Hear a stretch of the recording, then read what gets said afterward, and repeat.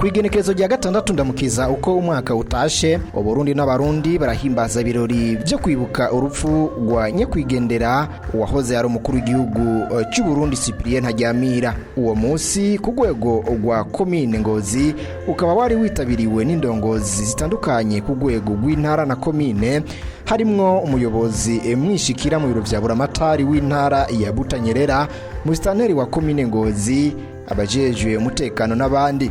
Mu nkuka ya misa yatanguriye ivyo birori yahelejwe na patiri mukuru Nzeyimana Emmanuel, akaba yavuze ku kwibuka uwo muhisi ico kwitwararikwa kwari ukushira mu ngiro imigambi n'ivyiyumviro byari byarashizwe imbere na nyakwigendera Cyprien Ntaryamira ku neza y'igihugu cy'u Burundi. Araheza azanana imigambi irashe cane itatu, agira ati jewe inyuma y'urupfu rwandadaye ngomba ko dukomeza amahoro arama mu gihugu cy'u Burundi. Ati ubugira kabiri tugwanirire agateka kazina muntu. Ati mugabo kandi ubugira gatatu turabe ingene impunzi zohunguka, umuntu wese akaba mu rugo rwiwe, akaba mu gihugu ciwe. Cyprien Ntaryamira yaje afise mwone iyo migambi, kandi imigambi irashe, imigambi myiza yarafise, niyo dushaka gusabira muri inkuka ya misa ngo ikomeze ishinga imizi mwa kino gihugu.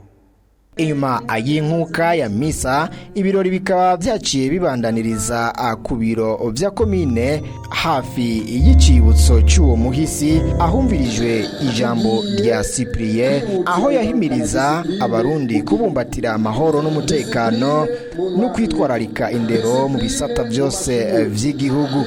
Umuyobozi mwishikira mu biro vya buramatare Are Patrick Muheto eka nawe nyene afashe ijambo, akaba yashimikiye ku vyavuzwe na nyakwigendera ku kijanye n'umutekano ndetse n'indero mu kazi. Mu migambi iwe yashize imbere harimo uko amahoro n'umutekano byotsimbatara.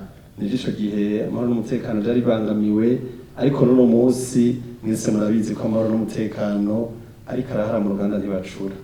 Mwese rero mwese ahagaze ahari mu byajejwe nawe yoba nk'iyo ndongozi amahoro n'umutekano akabitsimbataza, nivyo birahara, ariko yokuba twobihagararira bigatsimbatara kugira ngo ntiduhabe dusubira inyuma. Iyo discipline ariko aravuga kayivuga mu bisata bitandukanye, discipline mu bajejwe umutekano, discipline mu buzi, discipline hirya no hino. Discipline ni ikintu gihambaye cyane. Discipline ni wo mushinge wo dufasha gushika kwihangiro. Umuntu ari kuri discipline ntakore bidakenewe, ntakore bitemewe n'amategeko. Hamwe twese rero mu bisasa bitandukanye twebwe twashoboye gushika ngaha, umwe wese yogira discipline mu kazi kiwe, turizera jekekeranya ko imbona kazoza twinjiyemo igihugu cifashe mu 2040 tugiteye imbere 2060 twoyishikako. Mwomenya ko ivyo birori byo kwibuka nyakwigendera uwahoze ari umukuru w'igihugu cy'u Burundi Cyprien Ntaryamira byahimbajwe ku ncuro ya 32 inyuma yo kwicwa kwigenekerezo rya gatandatu ndamukiza 1994, inyuma y'amezi abiri yaraheze agiye ku butegetsi kwigenekerezo rya gatanu Ruhuhuma umwaka w'1994.